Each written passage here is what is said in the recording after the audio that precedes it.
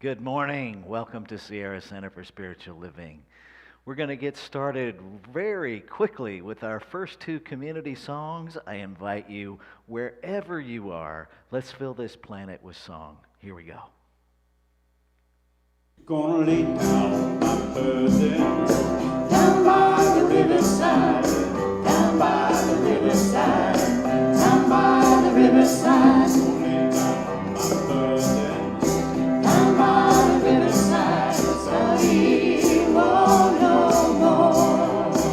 I ain't gonna Study war no more. Study war no more. Ain't gonna study war no more. Study war no more.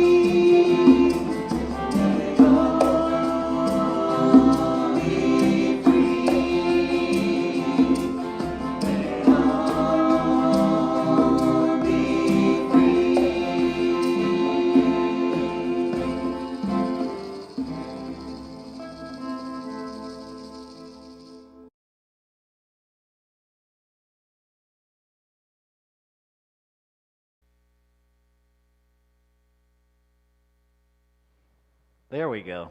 Good morning, good morning, good morning. I want to welcome everybody who's joining us on YouTube, on Facebook, and on Zoom. I want to welcome our folks here in the room.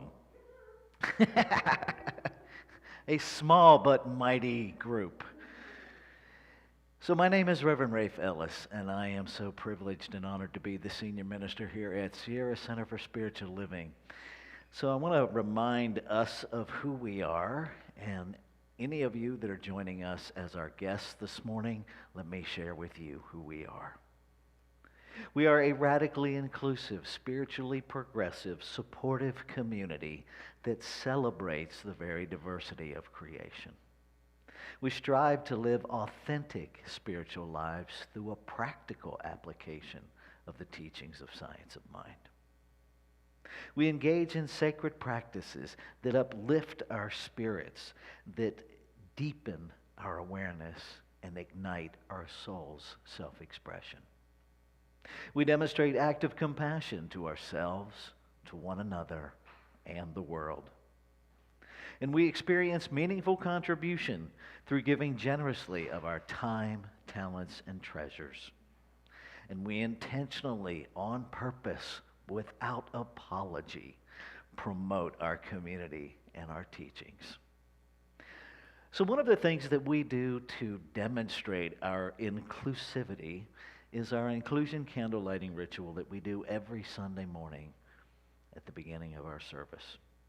And we light these candles to celebrate the unity of all peoples, all faiths, all beings, all life.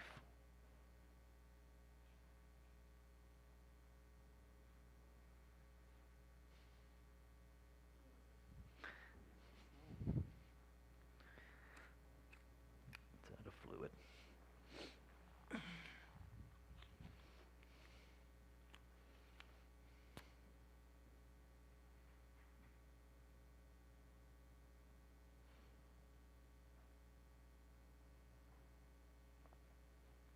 Yeah, here's matches if it doesn't work. Just use matches. And sometimes the candles don't cooperate. We keep it real here. So we light the first candle for the shamanic traditions, honoring the beliefs and practices of all indigenous peoples. We light the second candle for Hinduism, honoring the path of knowledge, action, and devotion. We light the third candle for Taoism, honoring the path of ultimate reality, the natural way. We light the fourth candle for Judaism, honoring the ethical path of living by sacred law. We light the fifth candle for all forms of Buddhism, honoring the middle way and path of compassion.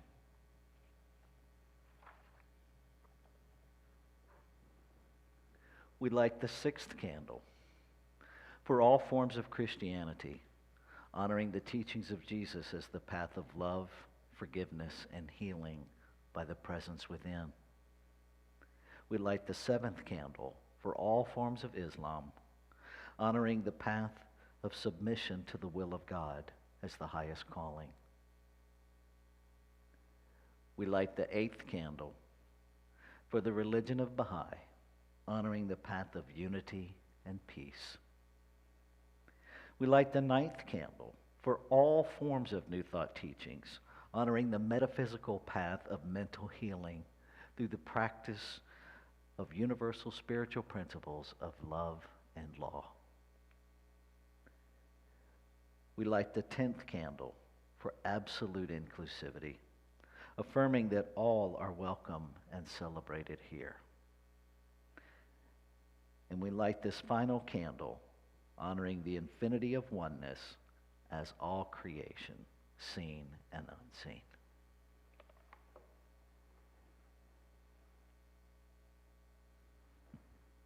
Thank you, Deborah. And so now I invite you to join us in our next community song and let this really sink in. What a wonderful world it is. Here we go.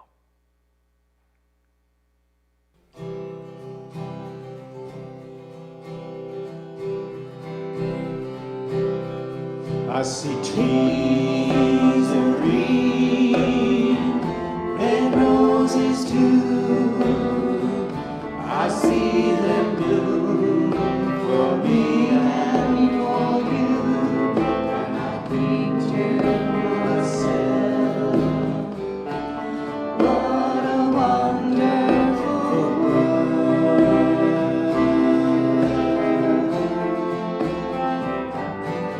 I see skies of blue and clouds of white, bright blessed day, the dark sacred night.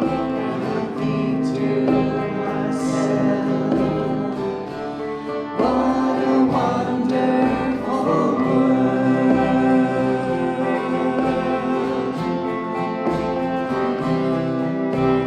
Colors of the rainbow, so pretty in the sky, are also on the faces of people passing by. I see friends shaking hands, saying, how do you do? They're really saying, I love you. I hear Babies cry, I watch them grow. They'll learn much more than we'll ever know. And I think to myself, what a wonderful world.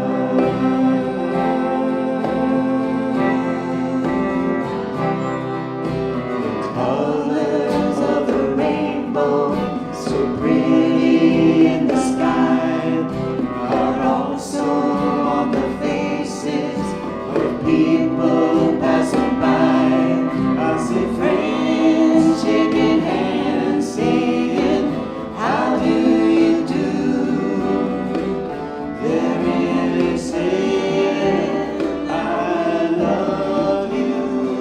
I hear Babies cry, I watch them grow. They'll learn much more than we'll ever know. And I think to myself, what a wonderful world.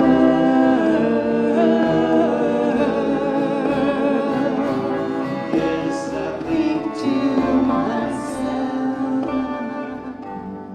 what a wonderful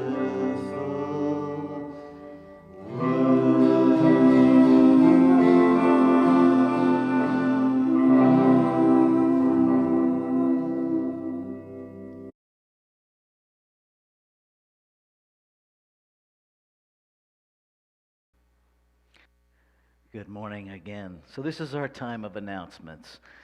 And so, I want to bring our attention first to our monthly Actualizing Wholeness discussion group. We meet the first Tuesday of every month now instead of weekly.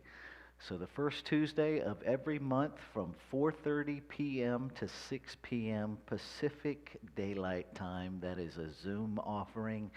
There you see the meeting ID on the screen and the passcode. You are welcome to join us from anywhere that has an internet connection and you can access Zoom. We engage in conversation, inviting wisdom and wholeness that we know is already in us that we haven't accessed yet, using the David Bohm dialogue process and reviewing his videos. In the next newsletter, I'll put a reminder with the videos that we're going to be exploring the first Tuesday in May, and I invite you to join us. Ask the Rev anything. The last 2 weeks, technology has not been our friend. So, well, actually, 2 weeks ago I had an earache, and then last week I had everything ready to go, and all of a sudden it was gone. The internet, we had a power bump just significant enough to take out the internet, and it took the router about a half an hour to reboot itself. So we'll give it another go on Wednesday. We literally have one of those prize wheels filled with questions. We spin it wherever it lands. That's what we talk about. You're welcome to engage with us on YouTube and Facebook. And if you have a question that you want added to the wheel, send it to me. When we answer one, I'll erase it and add a new one. All right. We are open. We are open for in-person, up to 15 attendees. And the small but mighty band is in the house. Speaking of band, starting in May, we will have the musicians back in the room live. Yes. So we're creeping along to a new normal. I won't insult reality by saying we're going back to normal, because we don't go back to anything. But we are advancing to a new normal, and we're going to see how it all works. So I invite you, if you do want to come, at some point we're going to max out on this 15, and I don't want you to be left out. So that's why we have the sign up set up through Sign Up Genius. If you go in, sign up, it reserves your seat. If you're having trouble navigating that, shoot me an email at revrafe@sierracenter.org. Tell me you want to come. I will add you to the list so that you're there. Okay. All right, let me see where I'm at. Okay. So this is our time of inward shift. And if you've been with us the last couple of weeks, you know that we're doing something just a little bit different than we have been doing. We went through the process of identifying our community values. And so this is the third week that we've done this, so I'm going to turn the lectern over to Deborah Ellis, our practitioner this morning, and she's going to share a brief word about love. And then she will offer us a quote for contemplation, and we will enter into the meditation.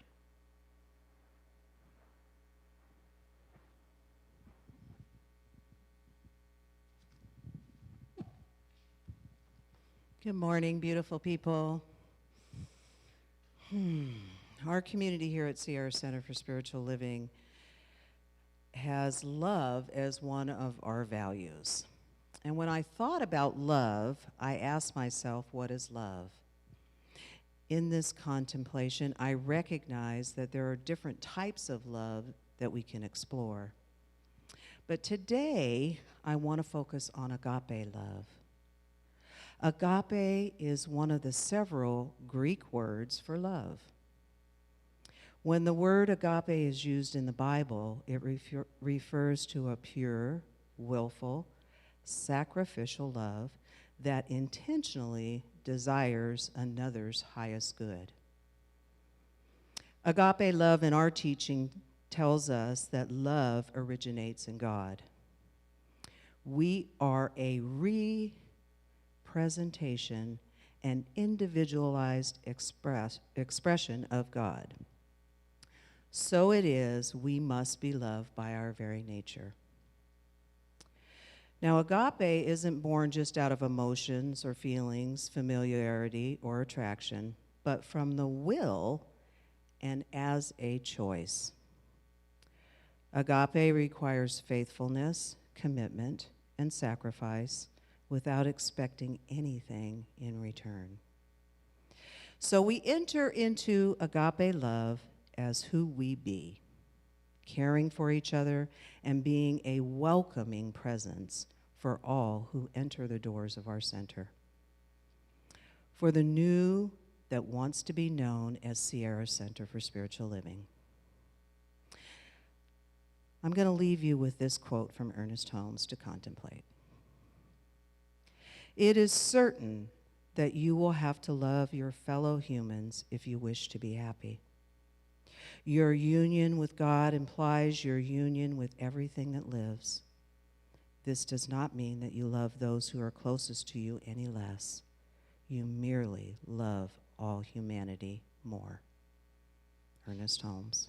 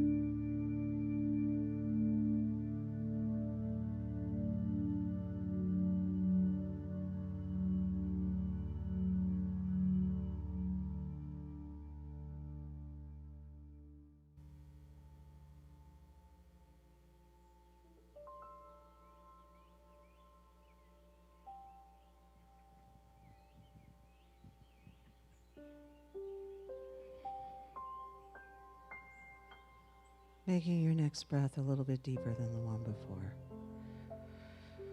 Recognizing that love is reigning supreme right here, right now, in this very room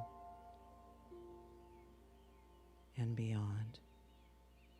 Perfect love, perfect peace, perfect joy, moving, expressing the very breath of all of life.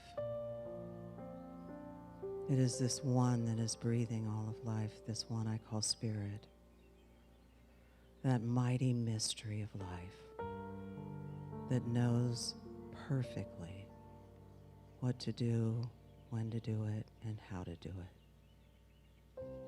It is simultaneously the creator and creation. It is breathing me right in this very moment. And so as I know this is the truth of my being, I recognize that this is the truth of all of life, that this interconnectedness, this point of light that is shared by all of creation is perfect in all of its glory. And so it's from this place of truth that I joyfully speak a word this morning on behalf of all of creation, recognizing, knowing, accepting, affirming that love is, and love is all there is, regardless of appearance. Every movement, every spark of life is a call for love or an expression of love, just as it is. And so I give great thanks this morning to be standing on this sacred and holy ground. I give great thanks for every heart and every hand that has gone into creating this amazing service. And I welcome everyone here this morning as we share in community together and share this thing we call love. My heart is filled with gratitude. And so I release into that activity of love and law and allow it to be greater and grander than I could even speak this morning. And I release and let go and anchor this by saying, and so it is. Good morning, beautiful people. So grateful that you're here, and welcome, welcome, welcome wherever you're tuning in from, whatever social platform you're on, wherever you find yourself, just know that you are welcome here this day. My name is Deborah Ellis, and I am privileged to be one of your licensed practitioners here in service to this center and in service to the world. So what I'm going to do now is I'm going to read through the affirmation, and then we're going to read it together. All right, here we go. I confidently step up and out in my greatness. I confidently step up and out in my greatness. And so it is. Welcome, welcome.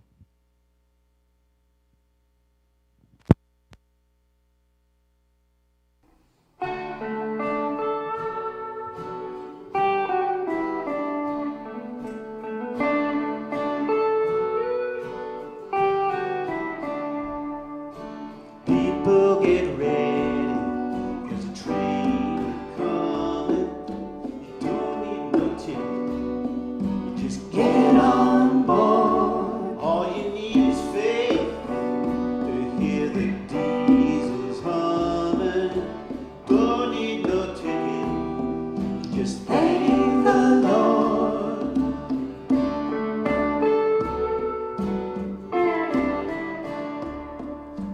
People get ready, get train to Jordan, picking up passengers from coast to coast. Faith is the key, open the doors and board them. There's room for all among the infinite hosts.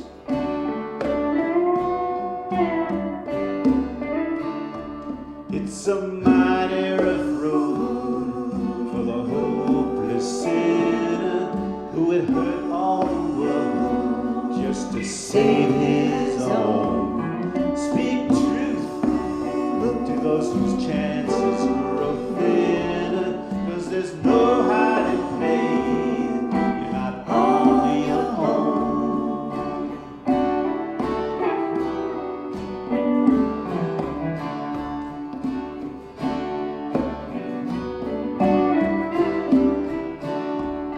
So people get ready, there's a train a coming. Don't need no ticket, you just get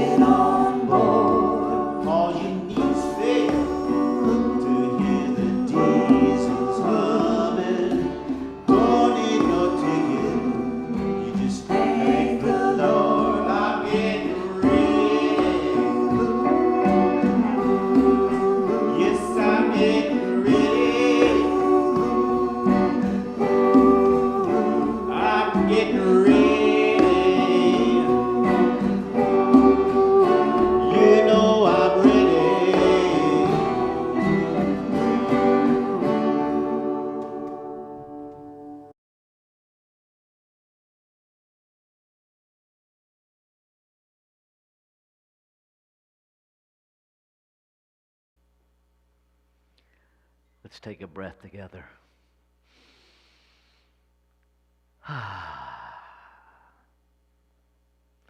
So this year our theme is timeless wisdom, evolutionary vision. And so we spent the whole month of January really breaking that down and what all of that meant. And this morning we're still working this whole month actually, with the statement from what we believe.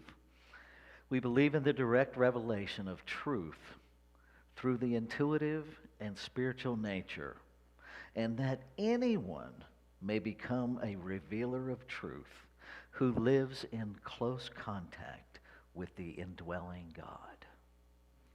So that's the timeless wisdom that we're working with today. And the evolutionary vision that we're working with today comes to us from the Centers for Spiritual Living Global Vision statement. We envision humanity awakening to its spiritual magnificence and discovering the creative power of thought.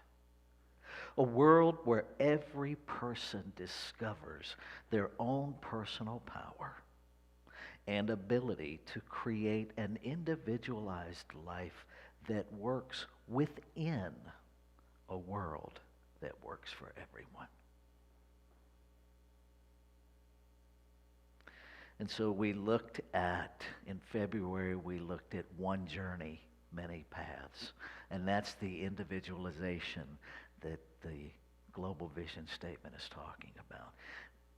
That we are one, which is what the timeless wisdom is talking about, and yet we are individualized, having a completely individualized experience, yet never separate from one another.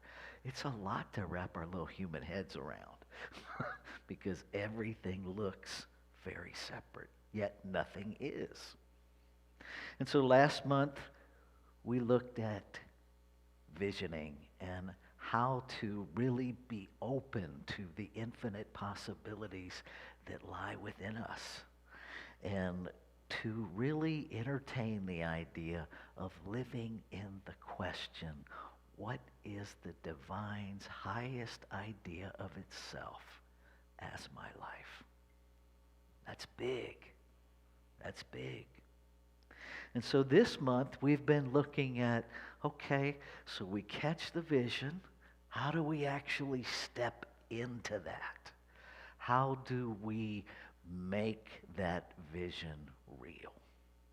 Well, I submit to you that it's less about us making it real and more about us stopping the things that are keeping us stuck.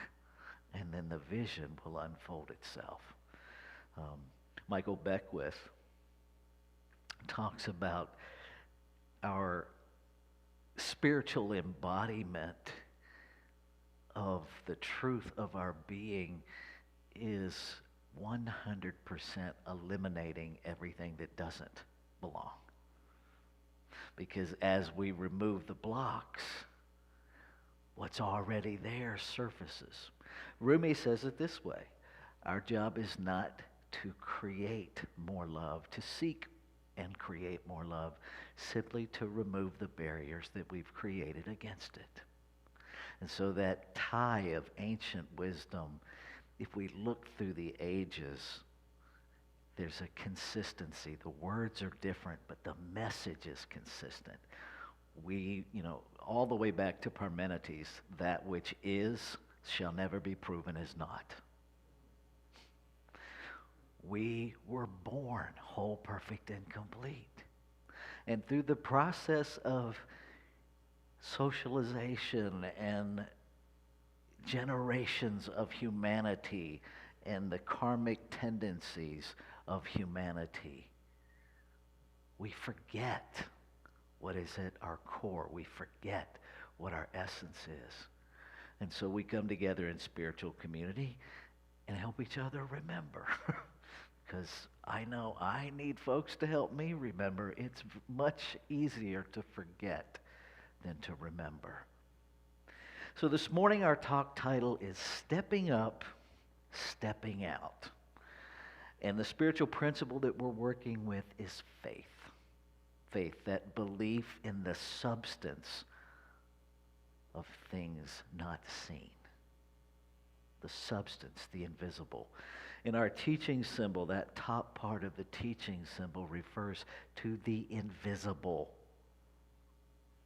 Right? We're good with the visible. It's easy for me to say there's a lectern right here. I can touch it. You know, my little pad that has my teleprompter, I can touch it. It's real.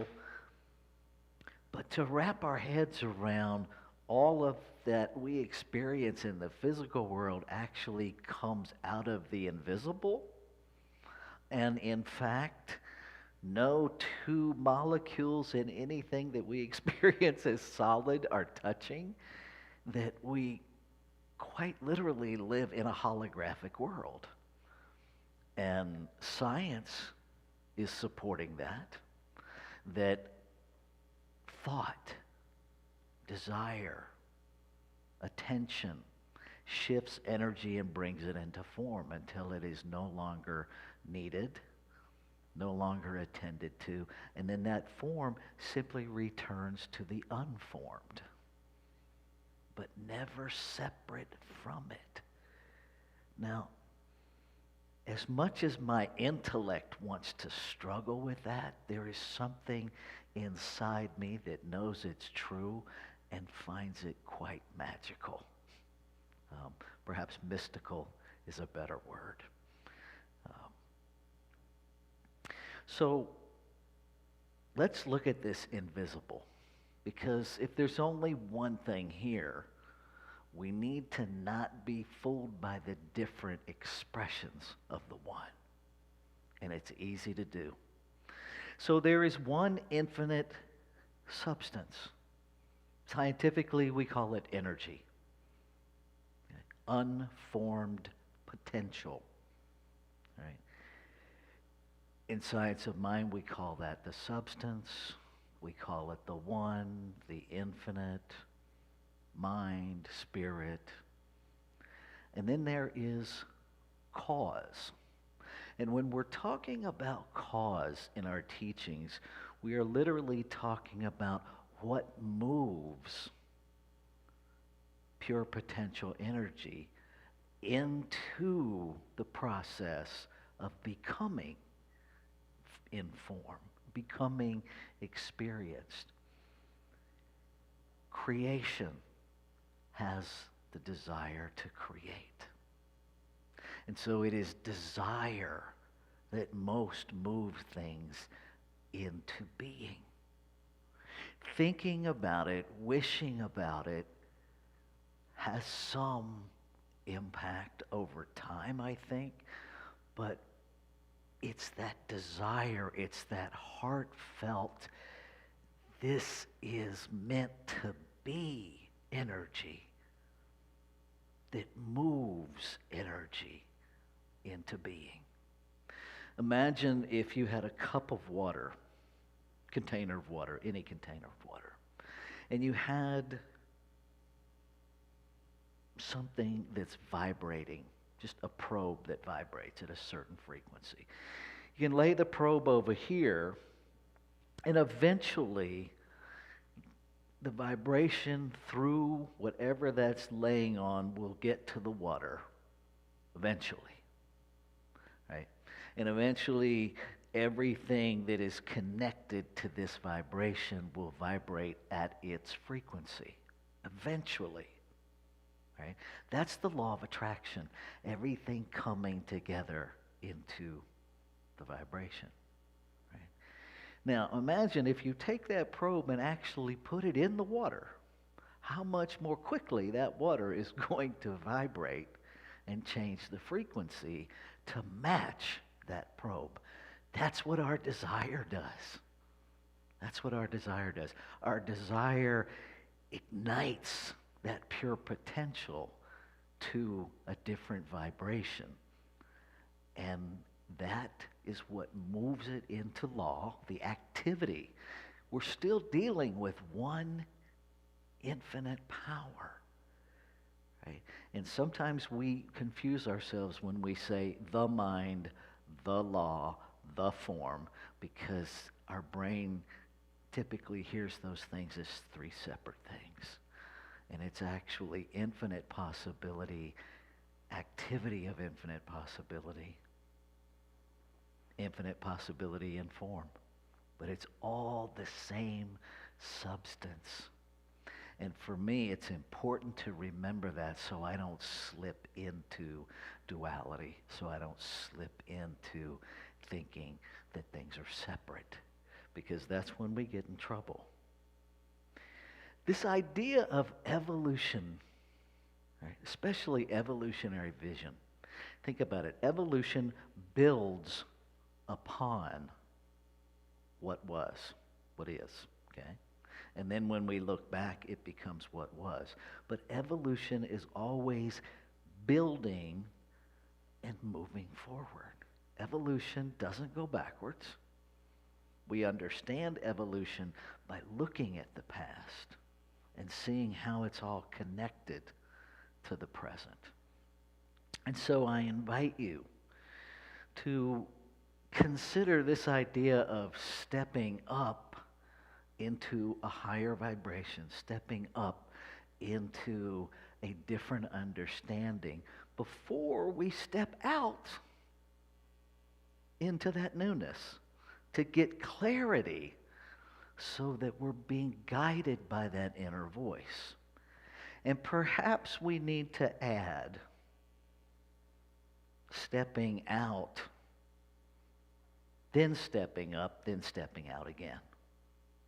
Stepping out of our past, stepping out of whatever we're stuck in that's keeping us from evolving.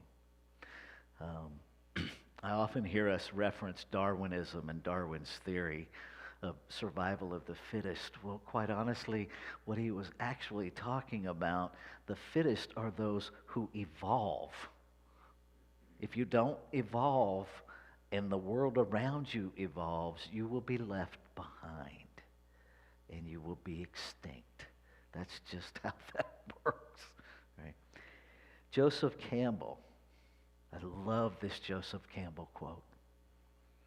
We must be willing to let go of the life we had planned as to have the life that is waiting for us. Let me say that again. We must be willing to let go of the life that we had planned so as to have the life that is waiting for us. The one we plan comes from the neck up. The one waiting for us lives in a heart. It is God itself, Spirit itself, the divine itself, whatever word works for you, desiring to express itself as you. Ernest Holmes, there is one life. That life is God. God is my life. It is that God-centered self nudging us into an evolution, into an evolving vision of the divine's highest idea of itself as us. And when we really get that that is infinite possibility, there's no point of arrival. There's no place where life unfolding stops. That every day becomes a new journey, that every moment becomes a new expression, that every breath is an evolution of life unfolding itself as you. As you. That you don't have to get somewhere. You don't have to accomplish something. But instead, you simply get to become the thing you've always been. The infinite in form. Life unfolding as you. Uniquely. Divinely. With all of your magnificence and all of your quirks. Every bit of it is you. and it's God as you. And how much more special could we possibly be than to be a center where this invisible oneness seeks to express and experience itself anew as each and every one of us with every breath. Oh my God. I have goosebumps just thinking about that. That all of these earth standards that we get stuck in, that I know I have arrived when. I will be okay if. Throw all that away. It doesn't mean we don't have goals. It doesn't mean we don't aspire to attain things. But it does invite us to stop defining ourselves by that. Your value in this moment is the same that it was the moment before you were conceived in form, whole, perfect, and complete. The energy of the infinite doesn't change value based on the form it's in. Within you is wholeness. That's that Tuesday group that we do. That's why it's called actualizing wholeness, because it's challenging all of the things that stop us from really actualizing the depth and breadth and completeness of our wholeness. And so I invite you this week to take some time to contemplate, what have I learned on this journey so far? Become consciously aware and in response to, in relationship with your journey. What has evolved as you that brings you to this moment that will be your foundation for evolving into the next iteration of you? What have you learned? Right? Not what has happened. I want to be really clear. I am not talking about sitting down and writing a memoir of every moment that has happened in your life. What have you learned? What is that thread of wisdom that pulls through all of what's happened? What have you learned? And then take a look. Where am I stuck? Where have I anchored so deeply in what has been that I'm limiting myself from what could be? It's back to that Joseph Campbell quote. Are we willing to let go of the life we've planned for the life that's waiting for us? That is the same as stepping into the vision. We don't have to make the vision real, but we do have to step into it and yield to it and surrender to it. Because I cannot be made new while I'm holding on to the old. Doesn't work that way. And finally, if you see a common thread in any of those first two questions and the searching and the awarenesses and the ahas that come up for you, if you see a connection in those with these teachings, ask yourself, how can I share that with the world? How can I share the gift of these teachings with the world in a way that makes them accessible? I have no desire that anybody learn all of the jargon of science of mind. In fact, I would prefer that we forgot it. That we understand where it comes from, that we understand its meaning, and then that we so deeply understand it and embody it that we can actually speak about it in very practical terms. It's easy to say, when someone says, what do you believe? It's easy to say, well, we believe in oneness. But what does that mean? Right? I invite you to embody it to the point where you can very comfortably look at somebody, and when they ask that, what do you believe? And you can just say, well, look around. You see all this? What I believe is that all of this is an invisible energy making itself known in form. That's what it is. That there's one something, and I don't know what its name is. I know what I call it, but I don't know what its actual name is. I'm pretty sure it doesn't have one, because that would limit it. And it creates out of itself, by itself, to be itself. So if we call it God, then right now it's God having a conversation with God. That's what we're doing here. And just play with it. Let yourself be messy. Let yourself be bumpy. Invite the conversation. Because the more you speak from that heart within you that wants to express, the more we invite those many paths along the journey to come together. We are not a philosophy that says you have to believe it this way and you have to speak it this way. What we are is a philosophy of faith and a way of life.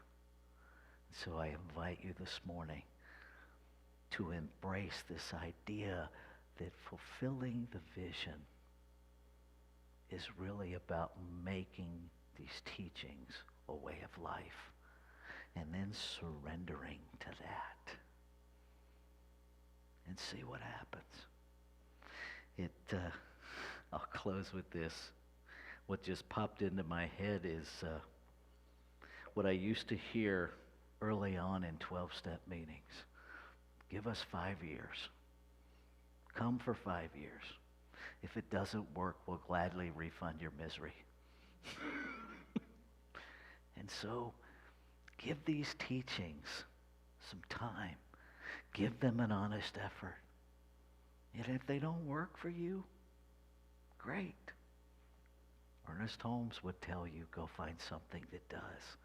This may not be for everybody. Let's take this into prayer.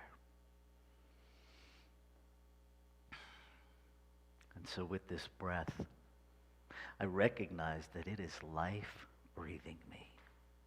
That it is this one infinite power and presence, this invisible substance, experiencing itself in form. The divine listening to the divine praying from the divine technology as a microphone, as speakers, as computers, all interacting to expand its experience of itself.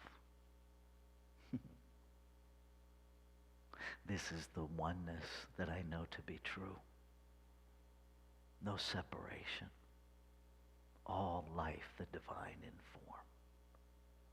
And so knowing this to be true, I know that the full power and presence of creation, the creative impulse, the access to infinite possibility, the activity of law, the listening and cooperating in the manifestation of form, all within every being of creation. And so I lift up each and every individualized expression of the divine, knowing that wholeness, completeness, perfection is the nature of each. That is what is coming into consciousness. And that as it does, every earthly endeavor is guided and blessed. I speak a word for our beloved Julia as she enters into the process of sharing the divine wisdom gained through ministerial education. That the flow of knowledge and wisdom comes easily and effortlessly as she responds to the questions on her exams, knowing with absolute certainty that she was ordained as a minister before she knew the word minister, that the divine wisdom and knowledge is within her and flows. I speak a word for each of those in our community this morning that is struggling with physical, mental, and emotional challenges. I lift each and every one up, reminding that the body, the mind, the spirit are all one. That anything unlike that is up to be removed. That peace is experienced at the very core. That the wholeness, the completeness, the perfection known in every cell of the physical being is making itself manifest in the physical form of each and every individual. That the body is responding to the spiritual wholeness. That the mind is responding to its spiritual wholeness. And that as perfection is known, as oneness is known, as wholeness is experienced, behavior follows. Love shows up in manifest form. I speak a word for our country, for our world,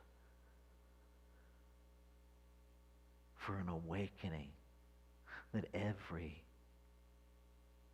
being is an equal, intentional, perfect, whole, complete expression of the one, deserving of celebration, deserving of glory.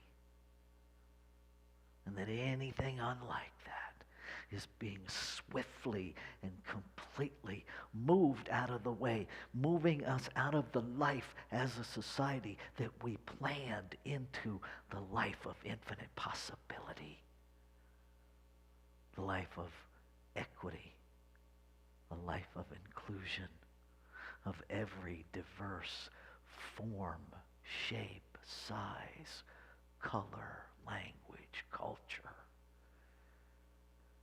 celebrated equally, celebrated with curiosity, lifted up and made holy in experience.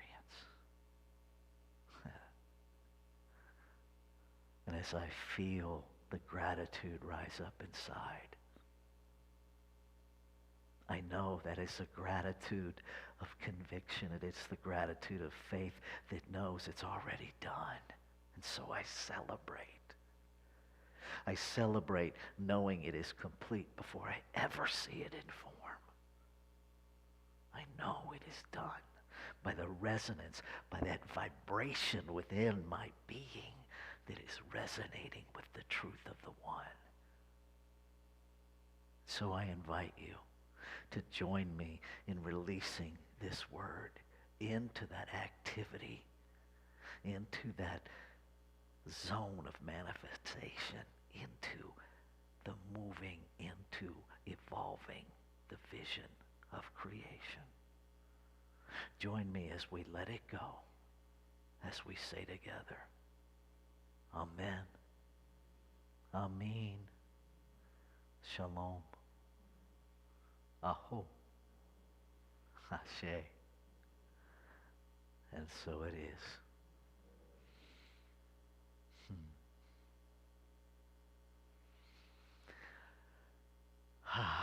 Let's take another breath together as we shift. So this is our time of sacred giving. And I invite you to read with me our giving affirmation there on the screen. Let's read that together.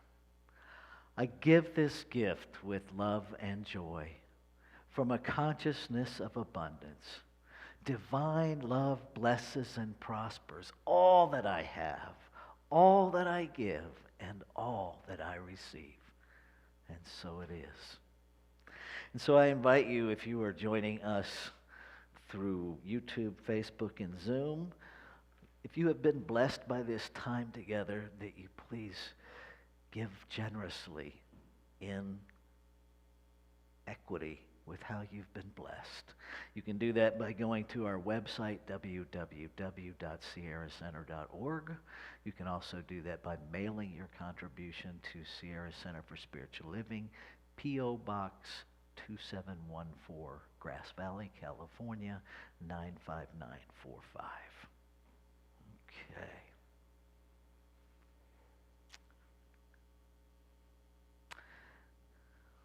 Where am I at? Reminders. We are open in person. Musicians will be back live starting next Sunday. We have a limited capacity of 15 folks in addition to our tech team and musicians. So please do consider using the Sign Up Genius. All you have to do is click on it, go right there, tell us who you are, and it reserves your seat. Remind folks that this coming Tuesday is the first Tuesday of the month. That's a lie. A week from Tuesday is the first Tuesday of the month. I got a little bit ahead of myself, and that will be our first monthly Actualizing Wholeness meeting. Also remind folks I'm here on Wednesday nights. If you want to come play in our Ask the Rev Anything sandbox, we are here. Okay. Thank you, Sharon Joy Jehoda, 2 weeks in a row. Your flowers loved it so much here. They just kept right on blooming and blossoming and growing. So we got to use them 2 weeks in a row. So thank you, beloved, for those. And so we have restarted our benediction. And so I invite folks in the room, if you choose to stand, wherever you are, if you want to stand as well, get a little blood flowing, let's say our benediction together. Something wonderful is happening as me right now. Something wonderful is happening as me right now. It is this thing called the infinite. It is this thing called the invisible. It is this thing called life. I know it. I feel it. I sense it because I am it. And so it is. I will see you on Zoom after the song.